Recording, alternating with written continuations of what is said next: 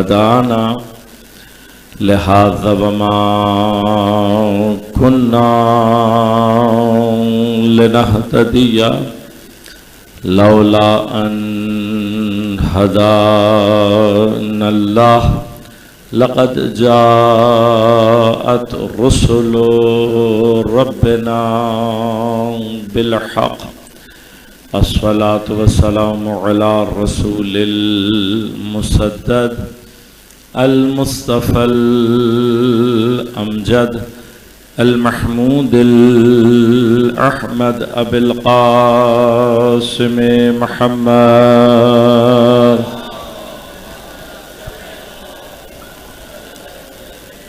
वस्सलातु वस्सलामु अला असदिल्लाहिल गालिब गालिब अला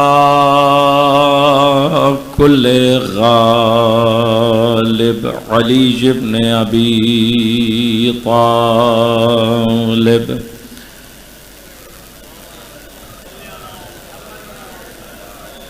वस्सलातु वस्सलामु अला सय्यदतिल मासूमतिल मज़लूमतित ताहिरतिल बुतूल बिदअतिर रसूल फातिमत ज़हरा सय्यदत निसाइल आलमीन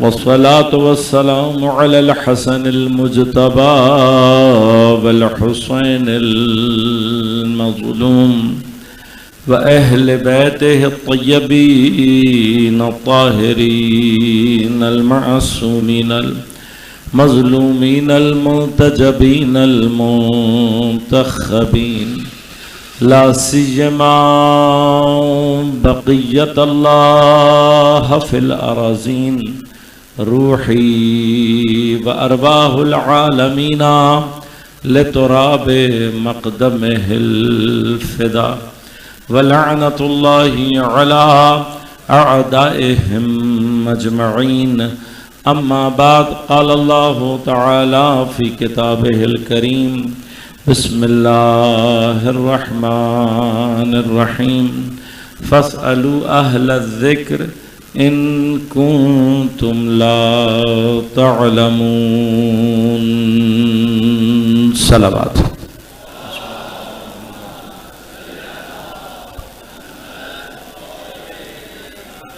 मोमिनीन कराम, सामीन मोहतरम, अज़ीज़ान गिराम क़द्र, अज़ादारान सैयदुश्शुहदा सन 1446 हिजरी के आशूरा मुहर्रम में अशरे ऊला में अहले ज़िक्र के उन्वान से हमारी गुफ्तगू का सिलसिला जारी है। आपकी खिदमत में अर्ज़ किया कि परवरदिगार आलम दो मकामात पर इरशाद फरमाता है, एक सूरह मुबारक है नहल और एक सूरह मुबारक है अंबिया। हुक्म परवरदिगार यह है फ़स्अलू अहलज़ ज़िक्र, अहले ज़िक्र से सवाल करो। इन कुंतुम ला तअलमून, अगर तुम जानने वाले नहीं हो। कल मैंने आपकी खिदमत में अर्ज किया कि बशरियत के लिबादे में खाक का ये पैकर हयात हैवानी लेकर दुनिया में आता है, लेकिन इस हैवान को सफर तय करना है पहले मरहले पर इंसानियत का, और जब ये इंसान बन जाता है तब इसके अंदर सलाहियत पैदा होती है कि ये मोमिन बने। लिहाजा जो हैवानियत की सरहद पर रह जाए वो कभी भी मोमिन बनने की सलाहियत पैदा नहीं कर सकता। करबला और सैयदुश्शुहदा का सबसे बड़ा एक अहम कमाल यह है कि हुसैन हम जैसे हैवानों का हाथ थाम कर हमें इंसानियत के दायरे में दाखिल कर देते। बस करबला का अहम तरीन रिस्क एहसास है। यह एहसास है कि जो सरहद करार पाता है हैवान और इंसान के दरमियान। कल मैंने अर्ज किया था, इंसानियत का एक इजहार इस एहसास के अंदर है कि वो अपनी नौ पर होते हुए जुल्म पर खामोश नहीं रह सकता। और करबला इसी एहसास को इंसान जब तक कि वो हैवान के लिबादे में है, इस एहसास को बेदार करने की कुव्वत अपने अंदर रखती है। ये करबला की कुव्वत है। यानी वो इंसान जो हैवानियत के दायरे में मादियत की वजह से फंसा हुआ हो, उसे मादियत की सरहद से निकालकर इंसानियत के एहसास तक लाना, ये करबला का सबसे बड़ा कारनामा है। अब एक मुश्किल यह है कि वो क्या चीज या वो क्या मकाम है, इसको समझने की जरूरत है अजीजाने मन। मैं बहुत माजरत के साथ ये अर्ज करूंगा, मैं बाज बातें कहते हुए हमें डर लगता है, वाकई डर लगता है, इसलिए कि हम जेबों में फतवे लिए फिर रहे हैं। किसी को मुकस्सिर कह देना, किसी को फजाइल का दुश्मन कह देना, मुख्तलिफ बातें, किसी को कुछ गाली कह देना, किसी को कुछ कह देना, ये सब हम जेब में लेकर फिर रहे हैं। लेकिन अहले बैत अतहार की अहम तरीन फजाइल की कैफियत यह है कि वो फजीलत मुझे अमल के मैदान में मुतहर्रिक बनाए।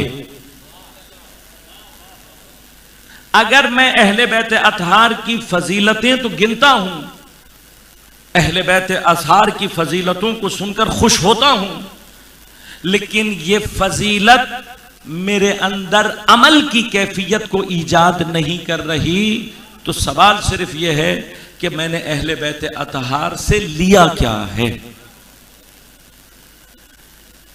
क्या लिया हमने? अहले बैत अतहार के कमालात और फजाइल पर मसरूर हो जाना, क्या यह वो हदफ है जिसके लिए खुदा ने हमें और आपको खल्क किया? खुद अहले बैत अतहार को जो फजीलतें अता की हैं, क्या वो इसलिए हैं कि हम उनकी फजीलतों पर सिर्फ खुश हो जाएं? इसी तरह से दूसरा पहलू है, क्या करबला की अज़ा का वाहिद पहलू यह है कि हम आंसू बहाकर चुप हो जाएं और कोई एहसास हमारे अंदर पैदा ना हो, कोई हिमायत मजलूम का मरहला, हमारे अमल का कोई मरहला हमारे अंदर ईजाद ना हो? लिहाजा अहले बैत अतहार हमसे ये तगाजा करते हैं, बार बार इरशाद फरमा है आया, कूनू लना ज़ैना, हमारे लिए बाइसे जीनत बनो, वला तकूनु अलैना शैना, हमारे लिए बाइसे शर्मिंदगी मत बनो। ये जीनत बनने का मरहला और ये शर्मिंदगी का मरहला क्या है? कोई अहले बैत अतहार के इमामत, उनके मुफ्तरिज़ुत्ता होने का इकरार करता हो लेकिन इताअत ना करता हो, अमल की दुनिया में ना हो, तो इससे ज्यादा अहले बैत अतहार के लिए बाइसे शर्मिंदगी कोई। लिहाजा अहले बैत अतहार चाहते हम अपने अमल से अहले बैत अतहार के लिए बाइसे जीनत करार। अब हमने ये सफर तय करना है। मैं बाज़ मबाहिस इसलिए अर्ज करता हूं ताकि मैं कम अज कम, मेरी कोई हैसियत और औकात नहीं है, लेकिन जो हमें खैरात हजरत मासूमा के दरवाजे से, अहले बैत के दरवाजे से मिली है, उसे आप तक पहुंचाना मेरी जिम्मेदारी है। लिहाजा वो मरहला, वो जगह जो हमें स्विच करती है, आगे की तरफ लेकर जाती है, मैं क्यों मादे में फंसा हुआ हूं, प्रॉब्लम क्या है मेरे साथ, फंसा हुआ हूं या नहीं, ये खुद एक मसला है। मैंने कल बेयार बताया है, अगर मेरी तमाम तर जिंदगी का मरकज मेरी अपनी जात है, इसका मतलब मैं अभी तक मादे में फंसा हुआ हैवान हूं। लेकिन कहीं पर मैं अगर इस दायरे को तोड़कर बाहर निकलकर एहसास की दुनिया में आकर अपने आप को इंसान बनाना चाहता हूं ताकि मैं आमादगी पैदा करूं उस ईमान की कि जिसका रिस्क करबला बांट रही है। तो जगह क्या है, वो कौन सा मकाम है, मुझे करना क्या है। इंशाल्लाह अब हम उस बहस में वारिद हो रहे हैं कि जहां पर इन कुंतुम ला तअलमून का माना एक मैंने पिछले साल किया था, अगर बाज़ अहबाब को याद होगा कि हमारे ला तअलमून की सरहद क्या है। मैंने अर्ज किया था पिछली दफा, हमारे ला तअलमून ना जानने की कोई सरहद नहीं, ला महदूद, यानी जितना हम जानते चले जाते हैं उतना हमें पता लगता है कि हम कितना नहीं जानते। लिहाजा खुलासा किया था मैंने कि हमारे ला तअलमून होने की सरहद यह है कि हम ला महदूद नहीं जानते। अब अल्लाह जिनके दरवाजे पर भेज रहा है, अगर उनका इल्म महदूद हो जाए तो फिर यह मुश्किल पेश आएगी। मेरे पास सवाल होगा, जिसके दरवाजे पे अल्लाह ने भेजा उसके पास जवाब नहीं होगा, तो फिर अल्लाह का भेजना फजूल हो जाएगा। खुदा फजूल काम करता नहीं है। बस अगर उसने किसी ऐसे न जानने वाले को कि जिसका न जानना ला महदूद है किसी के दरवाजे पर भेजा है, तो फिर उसके इल्म की जमानत खुदा ने ली होगी। फिर वो ऐसे दरवाजे पे भेजेगा जिसका इल्म ला महदूद हो। ये बहस मैंने पेश की थी आपकी खिदमत में। बस ये आयत साबित कर रही है कि अल्लाह हमें जिसके दरवाजे पर भेज रहा है उसका इल्म कभी खत्म नहीं हो सकता। जिसका इल्म खत्म न हो वह या मदीनतुल इल्म होता है या मदीनतुल इल्म का दरवाजा होता है।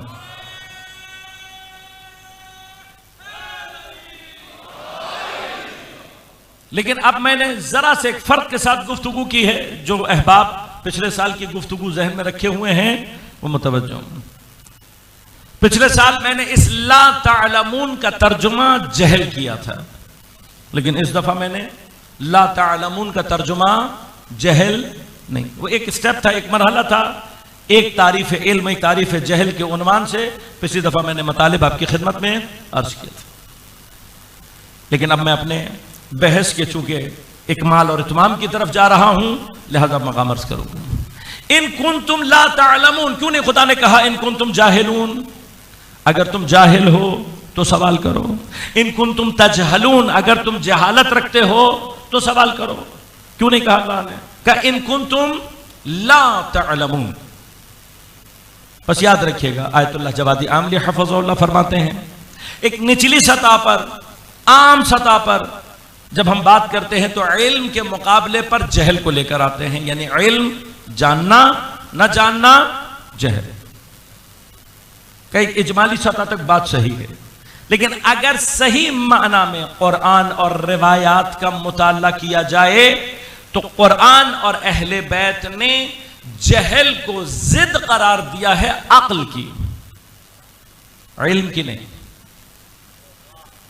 यानी इल्म की जिद, इल्म का ऑपोजिट जहल नहीं है, बल्कि इल्म का ऑपोजिट क्या है?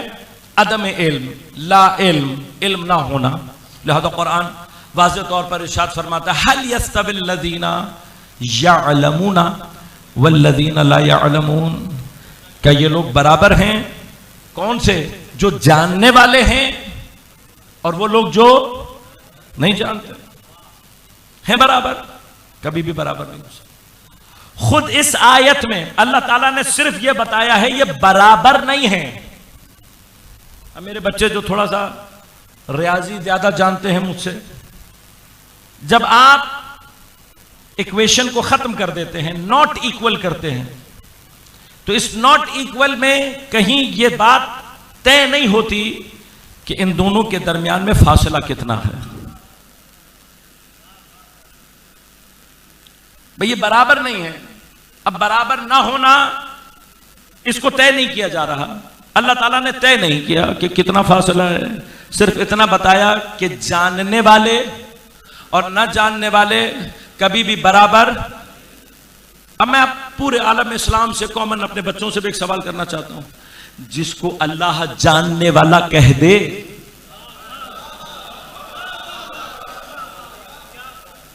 भाई ये तो अब हमने और आपने फैसले खुद करने हैं ना, कुछ चीजें तो कुरान की। कुरान किसी को कह रहा है, ये जानने वाले हैं। कुरान कह रहा है अल्लज़ीना यअलमून, ये जानने वाले हैं। तो जिसे कुरान कह दे ये जानने वाला है, क्या कोई मकाम ऐसा हो सकता है कि वो जो ना जानने वाला हो? अगर कोई मकाम ऐसा आ जाए तो खुदा का कहना गलत हो जाएगा। बस कुरान किसी को तो सनद दे रहा है, किसी को तो सनद दे रहा है कि ये कौन है, ये जानने वाला है। अब बाकी सब कौन है? न जानने वाले। न जानने वाले के लिए कुरान क्या कह रहा है? वल्लाहु अखरजकुम मिन बुतून उम्महातिकुम ला तअलमुना शैआ। अल्लाह तुम्हें तुम्हारे माओ के पेट से इस हालत में निकालता है, ला तअलमुना शैआ, तुम्हें कुछ भी नहीं मालूम होता। तो अब हम सब ऐसे ही हैं कि जब हम पैदा होंगे तो हमें कुछ नहीं आता होगा।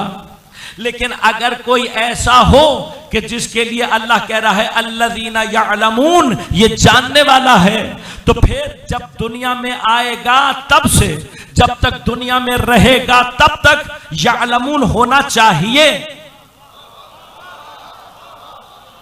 भाई कोई मंजिल उसकी ऐसी नहीं होनी चाहिए। ये तो मेरे और आपके लिए कहा कि जब तुम्हें मां के पेट से मैंने निकाला तुम कुछ नहीं जानते थे, तो मैंने तो यहां से सफर शुरू किया है और मेरा ना जानना कहां तक है? लामहदूद है। अब जिसके लिए अल्लाह ने कह दिया ये तो समझ में आ गया कि उसका इल्म लामहदूद है। लेकिन सवाल, क्या जब दुनिया में आता है तब भी लामहदूद इल्म लेकर आता है? या देख गौर कीजिएगा, ये बहुत सारे मुअजिज़ात, बहुत सारे मकामात बिला फजूल नहीं हैं। हम कभी कभार बैठकर ये सोचते हैं कि भाई ये वाकया क्यों हुआ होगा, तो गौर करेंगे, कुरान में तदब्बुर करेंगे, राह खुद ब खुद साबित हो जाएगी। अब अल्लाह ने बता दिया ला यअलमून वो है कि जिसके ना जानने की इब्तिदा उसके दुनिया में आते ही शुरू हो जाती है। जब तक दुनिया में रहता है ला यअलमून ही रहता है, क्योंकि हद नहीं है, लामहदूद है। अब जिसको अल्लाह ने यअलमून कहा है, जानने वाला कहा है, सवाल जब वो दुनिया में आएगा क्या तब इल्म हासिल करना शुरू करेगा? नहीं, जिस इल्म की कोई हद ही नहीं होती उसका हामिल जब दुनिया में आता है तो तमाम इल्म लेकर आता है। भाई इसी का तो इजहार करना था कि अली उस वक्त तक आंख बंद करके पड़े रहे जब तक रसूल आ नहीं गए, अपनी मां की आगोश में है लेकिन कुछ बोल नहीं रहे। क्यों? इसलिए कि किसी हाथ पर आकर किसी ने पूछना है और मैंने जियारत करके उसके बाद उससे बात करके पूछनी है, या रसूल अल्लाह क्या सुनाऊं? अगर कुरान कहें कुरान सुनाओ, तौरात कहें तौरात सुनाओ, ज़बूर कहें ज़बूर सुनाओ, इंजील कहें।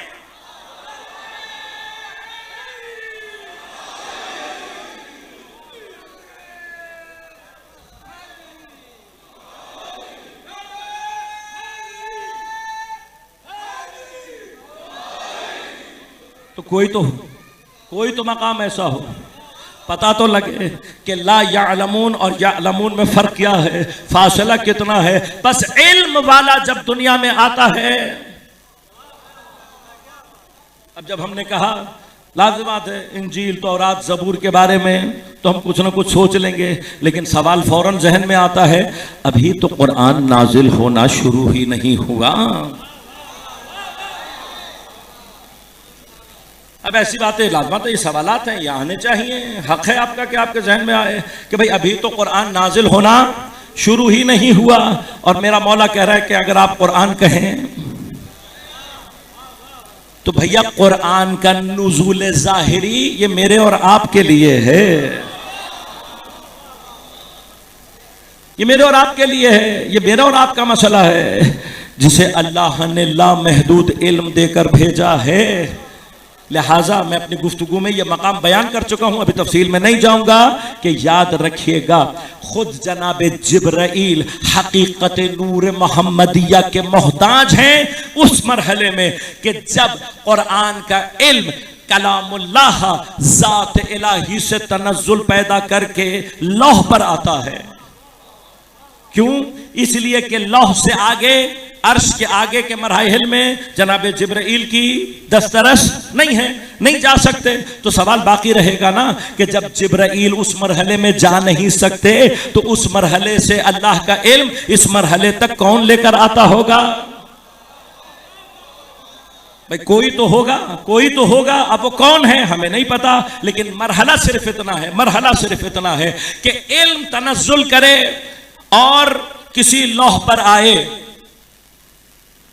देखिए आजकल के दौर में लौह की कैफियत तब्दील हो गई। एक जमाने में लौह कागज हुआ करता था, बोर्ड हुआ करता था, लकड़ी का तख्ता हुआ करता था, आज कंप्यूटर बन गया मसलन।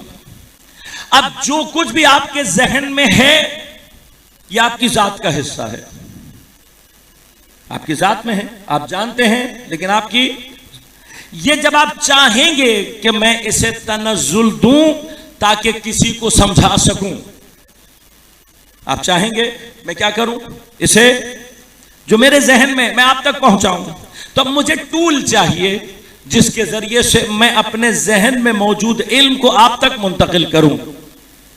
ये टूल जो इल्म के इस मरहले में होता है कि जो वहां से लेकर आए और इस काबिल बनाए कि आप किसी और को समझा सकें, इस टूल को कलम कहते हैं।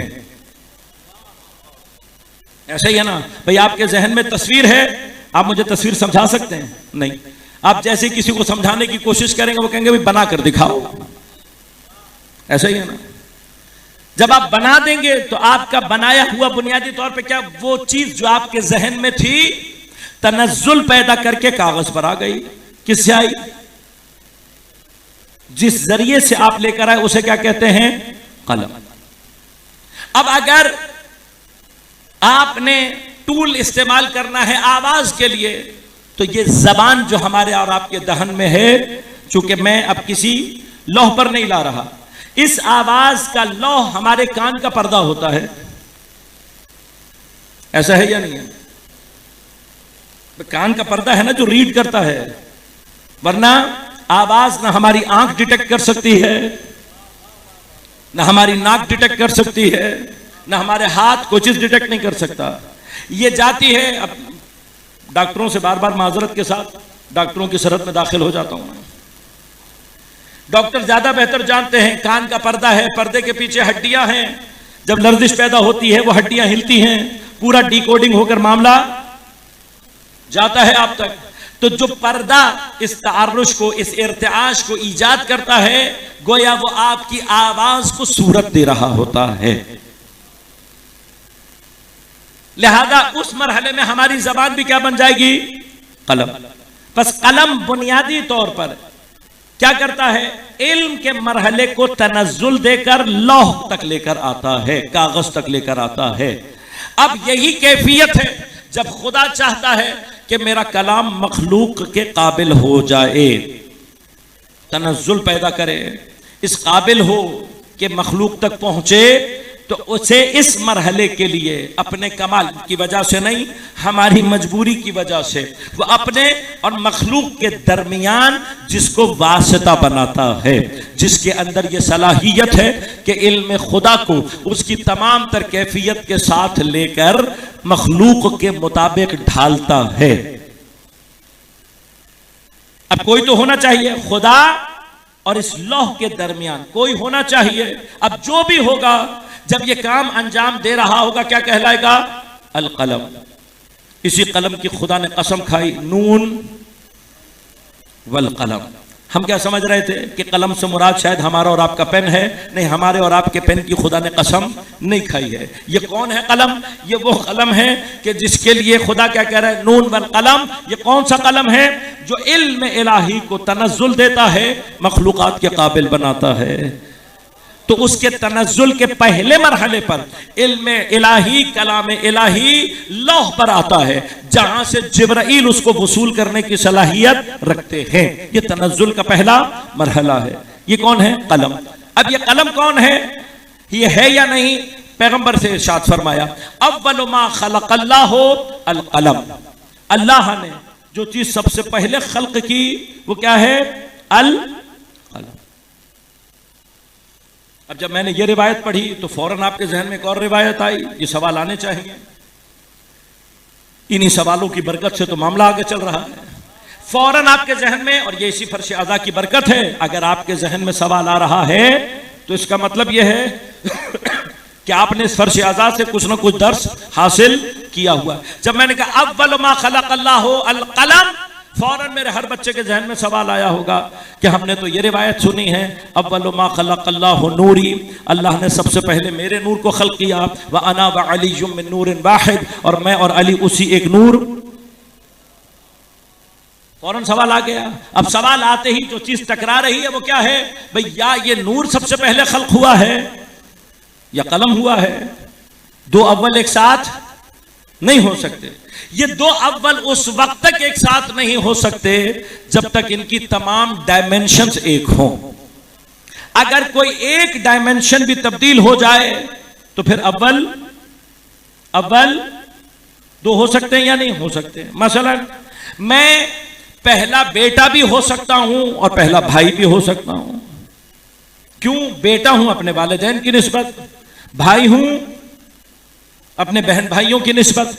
जैसे ही मैंने निस्बत को तब्दील किया औलवियत में तब्दीली आ गई। अब ऐसे अव्वल बहुत सारे हो सकते हैं, निस्बतें चेंज कर देंगे तो औलवियत खुद ब खुद तब्दील हो जाएगी। अगर इस मरहले हदीस में जहां पैगंबर फरमा रहे हैं अव्वल मा खलक़ल्लाहु नूरी और अव्वल मा खलक़ल्लाहु अल क़लम, डायमेंशंस ना अलग हो तो फिर तजाद पेश आएगा। लेकिन पैगंबर इन दोनों बातों को बताकर समझाना क्या चाहते हैं भाई, अव्वल है तो एक ही, लेकिन अब फर्क क्या है। जब पैगंबर नाज़िर है असले हकीकत खिलकत के ऊपर तो फिर फरमाया अव्वल मा खलक़ल्लाहु नूरी, असल खिलकत में जो मखलूक होने के एतबार से वजूद में आया वह हम मोहम्मद आले मोहम्मद का नूर है। लेकिन जब डायमेंशन ये देनी थी कि इसी नूर के जरिए से अल्लाह ने अपने सारे फैज को जारी करना है, और उस फैज में सबसे अहम तरीन फैज इल्म इलाही का फैज है, क्योंकि जब इल्म का फैज जारी होगा तब मखलूकात के अंदर रुश्द की कैफियत पैदा होगी। लिहाजा मखलूक के बनते ही जिस चीज की सबसे पहली जरूरत है वो इल्म का इंतकाल है। अब जब इस जहद को सामने रखा तो फरमाया अव्वल मा खलक़ल्लाहु अल क़लम। तब दोनों रिवायतों को जमा करेंगे तो वासला ऐसे हल होगा मसला कि ये है नूर मोहम्मद आले मोहम्मद ही। जब असल खिलकत को नाजारत में रखा तो कहा नूर को खल्क किया, जब इंतकाल इल्म को नजर में रखा तो अपने आप को कलम कहकर मुतारिफ कराया। बस ये नूर मोहम्मद आले मोहम्मद ही वो कलम है जो सलाहियत रखता है कि इल्म खुदा को तनज़्ज़ुल देकर लौह तक लेकर आ सके। बस अब याद रखना, अगर ये हकीकत नूर ये मोहम्मद आले मोहम्मद ना हो तो इल्म इलाही तनज़्ज़ुल करके लौह तक नहीं पहुंच सकता। जिब्राइल की सरहद का नाम लौह है, तो अब पूछो ना कौन किसका मोहताज है। अगर नूर मोहम्मद आले मोहम्मद ना हो इल्म इलाही नूह पर आ नहीं सकता, लौह पर आए ना तो जिब्राइल जान ही नहीं सकता।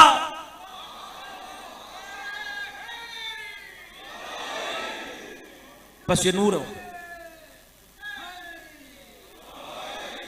बस ये नूर मोहम्मद आले मोहम्मद है कि जो इस इल्म को इल्म इलाही को तनज़्ज़ुल देता है। तो कौन किसका मोहताज है। लिहाजा कुरान की बहुत सारी आयत हैं। वो आयत कि जहां पर कुरान पैगंबर को कह रहा है कुर रब्बि ज़िदनी, तो अपनी जगह एक बहस है, इसको इंशाअल्लाह कभी और आपकी खिदमत में अर्ज करूंगा। रब्बि ज़िदनी इल्मा, पैगंबर ने कहीं ये नहीं कहा परवरदिगार रब्बे जिद इल्मी, ये नहीं है। परवरदिगार मेरे इल्म को ज्यादा कर, ये नहीं फरमाया। क्या फरमाया? रब्बे जिदनी, रब्बे जिदनी इल्मा, परवरदिगार मुझे ज्यादा कर इल्म के एतबार से। तब ये सवाल आ जाता है कि अगर इनका इल्म लामहदूद है तो फिर ज्यादती का क्या माना है? ये ज्यादती खुद दर मकाम मारिफत ज़ात खुदा पर है, और इसमें ज्यादती से जब ये पैगंबर के लिए या मोहम्मद वाले मोहम्मद के लिए इस्तेमाल होता है तो वाहिद मकाम ये है, चूंकि खुद ज़ात इलाह लामहदूद है, लिहाजा आब्द हर मरहले में इस कैफियत में रहता है कि उसका अल्लाह की मारिफत की निस्बत इल्म इजाफा होता चला जाता है। वो मकाम है जो कि मखसूस है मोहम्मद वाले मोहम्मद अलैहिस्सलातु वस्सलाम से। लेकिन इसी आयत के बाद अल्लाह ताला इरशाद फरमा रहा है, ए मेरे हबीब, कुरान की आयतें पढ़ने में जल्दी न किया करो जब तक कि हमारी वही मुकम्मल ना हो जाए।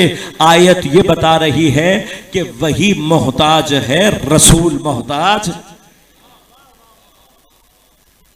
लिहाजा जाने मन अल्लाह तबारक व तआला ने रिवायत मासूमीन अलैहिस्सलातु वस्सलाम में जहल को जिद के तौर पर बयान किया गया है अक्ल के। तो अक्ल क्या है? अक्ल उस कुव्वे मुदरिका का नाम है कि जो हक को पहचानती है। कब? अगर अक्ल एक्टिवेटेड हो तो जब भी इल्म इसमें आएगा, इस इल्म की हरकत हक की तरफ होगी, खुदा की तरफ होगी। लेकिन अगर अक्ल का ज़र्फ एक्टिवेटेड ना हो तो फिर जहल एक्टिवेटेड होता है। इनवर्स रिलेशन कल भी मैंने अर्ज किया था। यानी क्या? अगर अक्ल ऑन होगी तो जहल ऑफ होगा, और अगर जहल ऑन हो जाए तो अक्ल ऑफ हो जाए। अब इल्म ने आना है, अगर इल्म के आते वक्त अक्ल ऑन होगी तो इल्म की हरकत खुदा की तरफ होती है। लेकिन अगर जहल ऑन हो जाए, ज़र्फ जहल का हो, जितना इल्म आता चला जाता है उतना इंसान खुदा से दूर होता चला जाता है। लिहाजा रिवायात में अक्ल के मुकाबले पर किसको इस्तेमाल किया गया? जहल। लिहाजा उसूल काफी की इब्तदाई अहादीस में एक बहुत मुफस्सल हदीस है जो अपने अंदर बहुत तफसील चाहती है और फुर्सत चाहती है कि उस पर बहस की जाए। हदीस जुनूद अक्लो जहल। हदीस जुनूद अक्लो जहल में आइम्मा ने तफसील से बयान किया है कि अक्ल का लश्कर क्या है और जहल का लश्कर क्या है। लेकिन अक्ल के मुकाबले पर जहल को इस्तेमाल किया गया, जहल को इल्म के मुकाबले पर इस्तेमाल नहीं किया। अब ये जो अक्ल है ये कब ऑन होती है? जब इंसान बनने की सलाहियत ईजाद हो जाए। लिहाजा फारिक बैने हैवान और इंसान, इंसान और हैवान के दरमियान में जो चीज इन दोनों को एक दूसरे से डिफरेंट करती है वो क्या है? अक्ल। अक्ल है। हम क्या कहते हैं? हैवानात में अक्ल, इंसानों में अक्ल है। अब आमतौर पर हम समझते हैं कि मसलन कोई यूनिवर्सिटी में पढ़ लिया, डिग्री जानता है, बहुत सारे उलूम उसके पास हैं, तो ये पढ़ा लिखा इंसान है। लेकिन असल क्या है? असल ये है कि इनमें से कोई भी मेयार इंसानियत का मेयार नहीं है। असल मेयार अक्ल है, और अक्ल अगर इंसान के अंदर मौजूद हो तब वो इंसान है। तब जब अक्ल होगी, जितना इल्म आता चला जाएगा उतना ही खुद ब खुद हक की तरफ उसकी हरकत होती चली जाएगी। लेकिन अगर अक्ल अभी एक्टिवेटेड हुई नहीं है और मालूमात आ रही है और इल्म आ रही है, तो क्या होगा? जितना ये इल्म बढ़ता चला जाएगा उतनी खुदा दुश्मनी खुद ब खुद पैदा होती चली जाएगी। लिहाजा ये मसला है। सूरह मुबारक है सफ में परवरदिगार हजरत मूसा का ये कौल नकल कर रहे हैं। काला मूसा या कौमी, ए मेरी कौम, लिमा तुज़ूननी, ए मेरी कौम तुम मुझे अजियत क्यों दे रहे हो? क़द तअलमून अन्नी रसूलुल्लाह इलैकुम, जबकि तुम अच्छी तरह जानते हो, तुम जानते हो मैं अल्लाह का रसूल हूं जो तुम्हारी तरफ भेजा गया है। अब तुम जानते हुए भी तुम्हें मालूम है कि मैं अल्लाह का रसूल हूं, फिर भी मुझे अजियत करो। खुदा ने क्या कहा? ऐ मूसा, इनके दिल टेढ़े हो गए हैं। अब ये जो दिल का टेढ़ा होना, इससे मुराद क्या है? इससे मुराद ही यह है कि इनके अंदर अक्ल एक्टिवेटेड नहीं। अब ये अक्ल कहां से एक्टिवेट होती है? इस अक्ल की एक्टिवेशन के लिए जरूरी है कि इंसान में पहले एहसास बेदार हो। बड़ा हसास मरहला है ये। एक हिंदू शायर हैं, कदीम शुआरा में पंडित नारायण, जो मैंने लफ्ज उनका समझा है अब तक, चकबस्त, चकबस्त, पंडित नारायण चकबस्त। इनका एक शेर बहुत ही मशहूर हुआ है जो तकरीबन हर शख्स ने सुना हुआ है, लेकिन वो इनकी नज्म का दूसरा शेर। पहले मैं दूसरा शेर पढ़ दूं जो आपको सुना हुआ होगा। पंडित नारायण चकबस्त का शेर है, कहते हैं कि जिंदगी क्या है, अनासिर में ज़ुहूरे तरतीब। जिंदगी क्या है, अनासिर में ज़ुहूरे तरतीब। मौत क्या है, इन्हीं अज्जा का परेशान होना। ये इनकी नज़म का दूसरा शेर है जो ज्यादा मारूफ हुआ, लेकिन मैं समझता हूं कि इससे ज्यादा कीमती शेर इनकी नज़म का पहला शेर। पहला शेर क्या है? पंडित साहब फरमाते हैं, दर्द दिल पासे वफा जज्बे ईमा होना। दर्द दिल पासे वफा जज्बे ईमा होना। आदमियत है यही और यही इंसान होना। इंसानियत का मेयार एहसास है। यह एहसास कहां से इजाद होता है? मैं ये मरहला आपकी खिदमत में अर्ज करूंगा, फिर बात को आगे बढ़ाऊंगा। कहां से इजाद होता है? जब तक इंसान का जाविया निगाह हयात के लिए तब्दील न हो, उसके अंदर एहसास इंसानियत कभी भी ईजाद नहीं होता। हमारा जिंदगी के बारे में जो नजरिया है हयात के बारे में, वो मादियत का ईजाद करदा नजरिया है। और अगर उसे कहीं पर हयात से मुतअल्लिक किया जा सके तो सिर्फ हयात मादी और हयात हैवानी, इससे आगे इस हयात के इस कैफियत को कहीं कोई मकाम हासिल नहीं। लिहाजा हमारे यहां जिंदगी क्या है? सांस लेना, खाना खाना, हरकत करना, बच्चे पैदा करना। ये 4-5 सिफात हैं कि जिसको हम क्या कहते हैं कि ये लिविंग थिंग्स की अलामत है। नॉन लिविंग में नहीं पाई जाती, लिविंग थिंग में पाई जाती है। और इसी से हमने वो नजरिया हयात पैदा कर लिया जो क्या कहता है? खाना खाना, पानी पीना, लिबास पहनना, घर गाड़ी, ये सब क्या है? जिंदगी। अगर इसको मान भी लिया जाए तो हद क्या है? हयात मादी और हयात हैवानी। हयात इंसानी, कल मैंने आपकी खिदमत में अर्ज किया था, जहां इंसान दूसरों के लिए जिंदा रहना शुरू करता है, वहां से हयात इंसानी शुरू होती। लिहाजा अगर हमने अपनी हयात के नजरिए को तब्दील न किया तो क्या होता है? तो होता यह कि हयात का नजरिया मादी हत्ता हमारी इबादत को भी हमारे लिए हैवानी कैफियत दे देता है। बस मैं जितनी भी इबादत कर रहा होता हूं अपनी जात के लिए, जितनी भी अज़ादारी कर रहा हूंगा अपनी जात के लिए। अब जब तक मेरा नजरिया हयात मादी और हैवानी है, तब तक मेरा खुदा के साथ राबता भी मादी होगा। मैं इबादत इसलिए अंजाम दे रहा हूं कि कहीं खुदा नाराज होकर मेरी रोजी रोटी बंद ना कर दे। मैं हराम काम इसलिए अंजाम नहीं दे रहा कि कहीं खुदा मुझसे नाराज होकर मेरे लिए प्रॉब्लम्स खड़ी करना शुरू कर दे। ये खुदा का पस्तरीन तसव्वुर है जो किसी जहन में हो सकता है। खुदा उसको भी देता है जो उससे दुश्मनी कर रहा होता है, खुदा उसे भी देता है जो उसे नहीं पहचानता, खुदा उसे भी देता है जो उससे नहीं मांगता।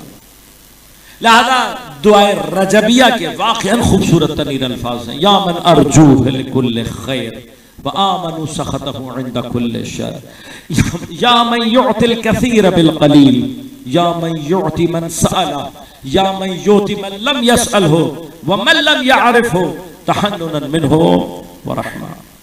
ऐ वो जो उसे भी देता है जो मांगता है, और उसे भी अता करता है जो ना मांगता है ना तुझे पहचानता है।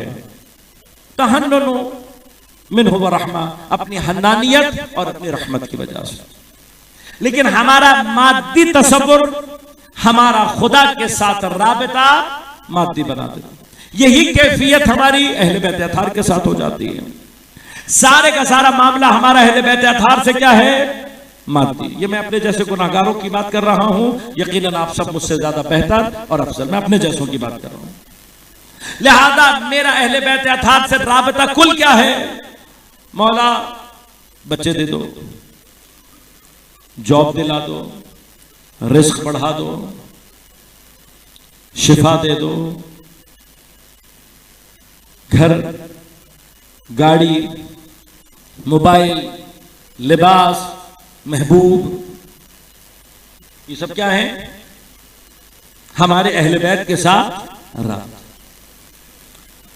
क्या हमने कभी अहले बैत अताहार से ये कहा है मौला ईमान कम हो रहा है, रिज़्क़ ईमान अता कर दो? हजरत अमीर मुश्किल कुशा है, सिर्फ मादी। कभी हमने हजरत अमीर को इस मुश्किल के लिए पुकारा, मौला नमाज़ शब अदा नहीं हो रही, मुश्किल है, या अली मदद? कभी हमने करबला से खुद करबला को मांगा? कभी हमने हुसैन के दरवाजे पर खड़े होकर कहा मौला कुछ नहीं चाहिए सिवाय तुम्हारे? जनाब अब्बास बाबुल हवाइज है, अभी हम नजरें उठाएंगे, मन्नतें मांगेंगे। किस किस चीज की मन्नत होगी? किस किस चीज की मन्नत होगी? मेरी ये मुश्किल, मेरी वो मुश्किल, मेरा मरज, मेरे बच्चे, मेरा फला। कभी हमने हजरत अब्बास से हिमायत दीन की मन्नत को मांगा है? वजूद मुबारक हजरत अब्बास मुहामी अज़दीन, वो जात के जब दोनों हाथ कट गए ना हजरत अब्बास के, दोनों हाथ, क्या कह रहे हैं? खुदा की कसम अब्बास बाजू तो कटवा सकता है लेकिन अपने मौला की हिमायत से हाथ उठा नहीं सकता। कभी हमने हजरत अब्बास से हिमायत दीन का रिज़्क़ मांगा? कभी हमने हजरत अब्बास को, जो करबला के मजलूमीन के सबसे बड़े हामी हैं, कभी हमने पुकारा कि मौला मुझे हिमायत मजलूमीन का रिज़्क़ अता करो? क्यों? इसलिए कि राबिता हमारा अहले बैत से हमारी हयात के तसव्वुर की वजह से सिर्फ मादी है। जब मुझे ये पता लगेगा कि जिंदगी ईमान का नाम है, असल हयात ईमान के साथ है, तो जब मैं जिंदा रहना चाहूंगा मैं रोटी नहीं मांगूंगा, ईमान का रिज़्क़ मांगूंगा। लेकिन ये कब होगा? जब मुझे ये बात समझ में आएगी कि असल हयात ईमान के साथ है। लिहाजा कुरान बार बार हमें और आपको ये समझाता है कि चलते फिरते लोगों को जिंदा मत समझना, बहुत सारे जनाजों को लाशा और मुर्दा मत समझना। क्यों? जिसका ईमान बाकी है वो जनाजे में रहकर भी जिंदा होता है, और जिसका ईमान मर जाए वो चलता फिरता भी लाशा होता है। ये फर्क है कुरान का। कुरान उन मुर्दा या उन जनाजों को क्या कह रहा है? वला तक़ूलू लिमन युक़्तलु फ़ी सबीलिल्लाहि अमवात, खबरदार इन्हें मुर्दा मत कहना। क्यों? बल अहया, ये जिंदा है, वलाकिन ला तशऊरून, लेकिन तुम्हें इनकी हयात का शऊर और इदराक। कौन है जिसे शऊर और इदराक नहीं होता? जिसका अपना शऊर हयात ईमानी को दर्क न करे उसे कभी समझ में नहीं आएगा कि शहीद जिंदा कैसे होता है। खुद हयात शहीद को दर्क करने के लिए जब तक मेरे अपने अंदर ईमान नहीं होगा मैं कभी भी दर्क नहीं कर सकता। ईमान के लिए जिस चीज की जरूरत है वो एहसास इंसानी है। इंसानी एहसास बेदार हो तो मोमिन बनने की सलाहियत खुद ब खुद पैदा हो जाती है। यह है करबला का वो मौजज़ा कि जहां करबला हैवानियत के दायरे से निकालकर इंसानियत के दायरे में लाती है, और जो करबला को इंसान बनकर कबूल करने लगे वो खुद ब खुद ईमान के मनाजिल को तय करना शुरू कर देता है। लेकिन अब मुश्किल अजीजों ये है कि जो करबला तक पहुंच जाए लेकिन अपनी हैवानियत के दायरे से बाहर न निकले तो फिर क्या होता है? वो रोता हुआ तो नजर आता है लेकिन हुसैनी नहीं होता। ये तारीख है। अगर हम अपने लिए ये मसाइल हल न करें, तारीख के बहुत सारे मोड़ हमारे लिए हल नहीं होते। इसे हल करें अपने लिए। क्यों? इसलिए कि कूफा का बाजार गवाह है कि अली की बेटी सरबरहना कैद की हालत में खड़ी हुई है और एक मजमा है जो जनाब ज़ैनब के ऊपर अश्क बहा रहा है। और जब जनाब ज़ैनब ने उनको रोते हुए देखा, एक मर्तबा आवाज लगाकर कहा, अतब कौन, क्या तुम रो रहे हो? या अहलल कूफा या अहलल क़त्ल वल गद्र वल मकर। ए कूफा वालों, ए धोखा देने वालों, ए पुष्ट में खंजर घोंपने वालों, ए मकरो फरेब करने वालों, अतब कौन, क्या तुम रो रहे हो? अला फला राक़तिल अबरा, आगाह हो जाओ ये आंसू कभी नहीं थमेंगे। वला हदाअतिर रना, बाज़ रिवायत में है ज़फ़रा, आगाह हो जाओ ये आहें कभी भी थमने वाली नहीं। लिहाजा एक बहुत बड़ा एतराज जो पेश किया जाता है वो क्या है? कभी यही थे, इन्होंने ही बुलाया, इन्होंने ने मारा और यही रो रहे थे। जब ये रो रहे थे तो जनाब ज़ैनब ने इनको बद्दुआ दी है। अब चूंकि जनाब ज़ैनब की बद्दुआ है तो ये रोते रहेंगे। क्या जवाब है आपका? हमारा जवाब यह है कि हमारा आश्क बद्दुआए जनाब ज़ैनब नहीं है, हमारा आश्क दुआए सैयदा ज़हरा सलामुल्लाह अलैहा है। सवाल सिर्फ यह है कि मैं ये फर्क कैसे बताऊंगा कि मेरा रोना दुआए सैयदा है या बद्दुआए जनाब ज़ैनब? ये फर्क कहां से पता लगेगा? अगर हम इस फर्क को समझकर हकीकी हुसैनी आजादारी करें तो यह नामुमकिन है कि हम ईमान के उन मरातिब को दर्क न कर सके जो अहले बैत के लिए जीनत का बायस। क्या फर्क है? क्या फर्क है? फर्क खुद कूफा में नजर आ रहा है। वो फर्क क्या है? ये इमाम हुसैन का सर नेज़े पर चढ़ा हुआ देखकर, ये बीबियों को सरबरहना देखकर रो तो रहे हैं लेकिन हिमायत मजलूम में कोई इक़दाम। इस वक्त क्या जनाब ज़ैनब को आंसू चाहिए? अहले बैत को क्या कूफे में इनके आंसू चाहिए? नहीं, ये मकाम आंसुओं का नहीं था। ये मकाम कौन सा था कि जिसने देखा कि अहले बैत की बीबियां असीर हैं, नबी की बेटियां असीर हैं, तो ये मकाम उनकी नुसरत का मकाम है। अब ये फैसला किया है, ये खत है जो जनाब ज़ैनब ने कूफा के बाजार में खींचा है कि हुसैन को रोने वाला हर आंख अज़ादार नहीं है। अज़ादार वो है कि जो हुसैन को रोए और अपने अंदर मजलूम की हिमायत का दर्द रखती हो। जो मजलूम की हिमायत के लिए इकदाम न करे और सिर्फ आंसू बहाए, वो आंसू अहले बैत को नहीं चाहिए, नहीं चाहिए अहले बैत को।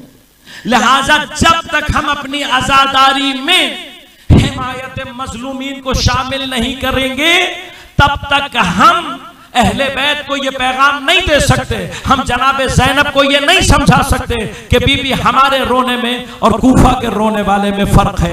बस अब फर्क सिर्फ ये है कि मुझे अपने जमाने के मजलूमीन को तलाश करके उन मजलूमीन की हिमायत को अंजाम देना होगा, ताकि मैं अपने जमाने के इमाम को बता सकूं, मौला मैं हकीकी आजादार हूं।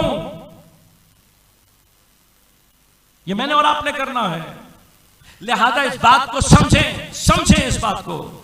ये जो आज फज़ा और फिलिस्तीन में हो रहा है, उनका इम्तिहान अपनी जगह है। मेरे और आपके लिए खुदा मौका फराहम कर रहा है कि इस वक्त मजलूम हमें नजर आ रहे हैं। आजादारी सैयदुश्शुहदा का मौसम भी आ गया है। अब कोई आजादार वाकई हो लेकिन मजलूम की हिमायत उसके अंदर से पैदा नहीं हो रही, तो बस एक मर्तबा आईना सामने रखकर देख कर गौर से यह बताए कि उसमें और कूफे वालों में कोई फर्क है या नहीं। फैसला करे, खुद फैसला करे। इसलिए कि जो मजलूम की हिमायत का दर्द नहीं रखता, वो आंसू नहीं बहा रहा होता, हुसैन की मां से अज़ा की तिजारत कर रहा होता है। जनाब सैयदा को हमारे ये वाले आंसू नहीं चाहिए, वो आंसू चाहिए जो हुसैन और मजलूम की नुसरत का पैगाम साथ लेकर आए। क्यों? इसलिए कि जब मजलूम की नुसरत का अमल नहीं होता, कूफे में मुस्लिम तन्हा रह जाता है। और ये वजह है, जनाब मुस्लिम बाज़ रिवायात और मकातिल के मुताबिक अपने साथ अपने 2 बेटों को भी लेकर गए। जनाब मुस्लिम करबला की फातिहा का नाम है, करबला के मुकद्दमे का नाम। मुस्लिम से हुसैन की करबला का आगाज होता है। लेकिन अगर तारीख को सही माना में एक मर्तबा दोहराया जाए तो शायद हुसैन की करबला का इख्तिताम भी मुस्लिम पर होता है। 4 बेटे हैं जनाब मुस्लिम के, 2 करबला में शहीद हुए, 2 कूफा। लेकिन ये कूफा में शहीद होने वाले एक पूरा साल गिरफ्तार रहे और दोनों भाइयों को अलग अलग रखा गया। सिंध एक का 9 या 10 बरस, दूसरे का 10 या 11।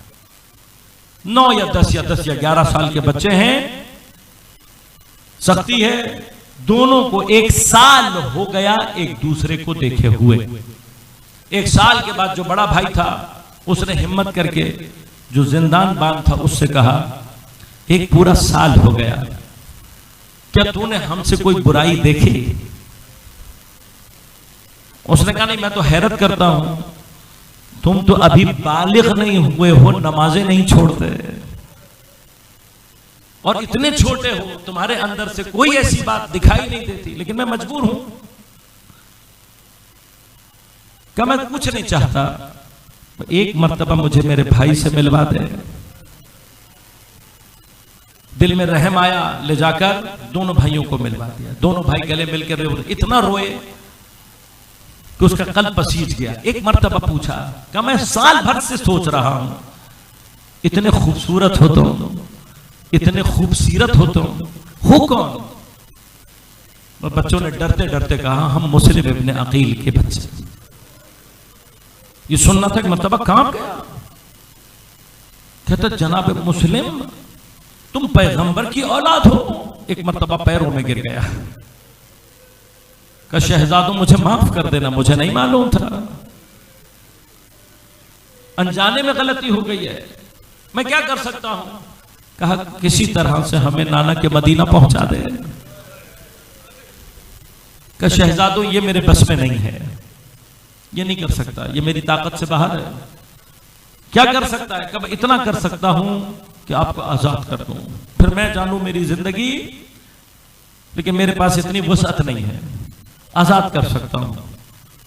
कहा चल फिर हमें आजाद कर दे, देखते हैं किस्मत कहां लेकर जाएगी। जब आजाद करके बच्चे जाने लगे, एक मर्तबा बच्चों का हाथ थाम लिया। बच्चे सहम गए, डर कर पूछने लगे, कहा क्या तेरा इरादा बदल गया? कहा नहीं, इरादा नहीं बदला। तो कहा फिर रोक क्यों रहा है? कहा एक वादा करके जाओ मुझसे। कहा हमारे पास कुछ नहीं है, हम कुछ नहीं दे सकते तुझे। कहा नहीं, बस एक छोटा सा वादा चाहिए। क्या वादा चाहिए? कहा शहजादों मुझसे गलती हो गई थी, मैं जानता नहीं था आपको। जब वादा करो कि कयामत के दिन अपने नाना से मेरी शिकायत नहीं, जनाब ज़हरा से मेरी शफाअत कर देना। दोनों शहजादों ने शफाअत का वादा किया, किसने छोड़ दिया। अजीज तो सोचता हूं, कूफा इतना अजीब शहर था कि जनाबे मुस्लिम को रास्ता नहीं मिला था। खुदा जाने मुस्लिम के बच्चे कितनी देर तक कूफा की गलियों में भटकते रहे हों। भटकते नहर के किनारे एक दरख्त पर छुप कर बैठ गए। रात की तारीकी इसी तरह से गुजारी। सुबह कनीज पानी लेने के लिए जब आई तो एक मर्तबा पानी के ऊपर दो चांद से चेहरों का अक्स देखा। अब जो गौर से देखा, दो बच्चे हैं, एक दूसरे से लिपटे हुए हैं, कांप रहे हैं। प्यार से उतारा, पानी पिलाकर पूछा कौन हो? बच्चों ने डरते डरते बता दिया, हम मुस्लिम के बच्चे। एक मर्तबा पैरों पे हाथ रखकर कहती है, शहजादों मेरा नसीब, आकाजादों से मेरी मुलाकात हो गई। क्या तू हमारी कोई मदद कर सकती है? कहने लगी मैं तो खुद कनीज हूं, लेकिन मैं कोशिश जरूर करूंगी। तुम मेरे साथ चलो, मैं तुम्हें घर में छुपा कर फिर जैसे ही कोई इंतजाम होगा कुछ ना कुछ करूंगी। घर ले आई। शहजादों को तहखाने में ले जाकर ये कहा बच्चों, शहजादों, मैं तुम्हें खाना भी दूंगी, पानी भी दूंगी, यहां सो जाना, बस देखो कोई आवाज बुलंद न करना, मेरा मालिक दुश्मन अहले बैत है, मेरा मालिक दुश्मन अहले बैत में से है, उसे खबर हो गई तो मुश्किल हो जाएगी। दोनों शहजादे सो गए। बड़े दिनों के बाद खाना और पानी मिला था, सो गए। दोनों ने ख्वाब में देखा कि नाना आए हैं, दादा अली भी हैं, इमाम हुसैन भी हैं, बाबा मुस्लिम भी हैं, दादी ज़हरा भी आई हुई हैं और कह रही हैं बच्चों बस अब तुम्हारी और हमारी जुदाई में वक्त कम रह गया।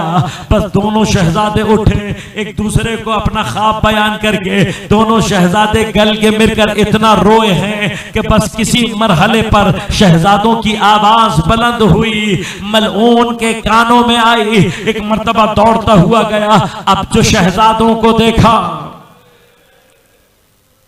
कब मेरे इतने नसीब, मैं सारे कूफा में ढूंढता फिर रहा था, ये जौहर तो मेरे घर में है। रिवायत कहती है हजरत मुस्लिम के बच्चे बड़े खूबसूरत थे, लेकिन इस मलऊन ने एक मर्तबा शहजादों को बालों से पकड़कर चेहरों पर तमाचे लगाना शुरू, और एक मर्तबा दोनों शहजादों को रस्सी से बांधा, और एक मर्तबा तलवार लेकर दोनों शहजादों को घसीटता हुआ नहर के किनारे लेकर चला, नहर के किनारे लेकर आया। एक मर्तबा कहा मैं तुम्हें कत्ल करूंगा। शहजादों ने कहा हमारे कत्ल से तुझे क्या मिलेगा, हमें बेच दे, जितना तुझे पैसा, हम चुप रहेंगे, कुछ नहीं कहेंगे, तू बेच दे हमें। कहा नहीं बेचूंगा नहीं। कहा तो फिर हमें मदीना ले चल, जितना तू कहेगा हम तुझे दिला देंगे। कहा नहीं वहां पे भी नहीं लेकर जाऊंगा, बस कत्ल करूंगा। जब बच्चों ने देखा ना कि ये कत्ल से बाज नहीं आएगा, बस एक मर्तबा आखिरी ख्वाहिश की, कहा अगर कत्ल ही करना है इतनी फुर्सत दे दे, 2 रकत नमाज पढ़। खुदा जाने मुस्लिम के शहजादे मेरे जवानों को नमाज का कौन सा पैगाम देकर जा रहे हैं। बस उसने कहा नमाज पढ़ लो, अगर तुम्हें बचा सकती है पढ़ लो। दोनों शहजादों ने वुजू किया। नमाज पढ़ने के बाद नन्हे नन्हे हाथ बुलंद करके एक मर्तबा कहा, या अहकमल हाकिमीन, तू ही हमारे और जालिम के दरमियान बेहतरीन फैसला करने वाला है। वह उसके बाद जल्दी से बड़ा भाई आगे बढ़ा और आगे बढ़कर कहा, ए जालिम पहले मुझे कत्ल कर दे, मैं छोटे भाई को कत्ल होते हुए नहीं देख सकता। छोटा आगे बढ़कर कहता है, नहीं पहले मुझे कत्ल कर दे, मैं बड़े को कत्ल होते हुए नहीं देख सकता। भाभी ये बात चल रही थी, मलऊन एक मर्तबा तलवार का वार किया, बड़े भाई के सर को जुदा किया। अरे छोटा भाई तड़प कर रो रहा था। एक मर्तबा बड़े भाई के लाशे को नहर में डाला। रावी कहते हैं बड़े भाई का सर बुरीदा लाशा पानी की सतह पर ठहर गया, गोया छोटे भाई का इंतजार कर रहा था। तब मलऊन ने दूसरा वार किया, छोटे भाई को शहीद किया, लाशे को दरिया में फेंका। अरे दोनों के लाशे एक दूसरे से बगलगीर हुए, पानी की सतह में बैठ गए। तो तारीख ने अजब जुमले लिखे। ये मलऊन ये सर लेकर जब इब्ने जियाद के दरबार में गया, एक मर्तबा सरों को बाहर निकाला।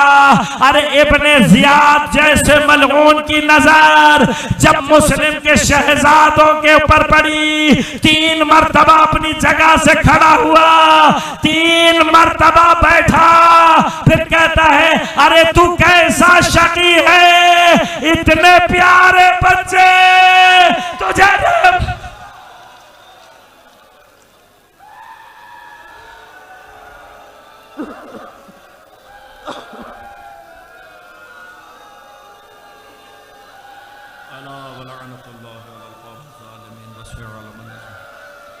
मातम हुसैन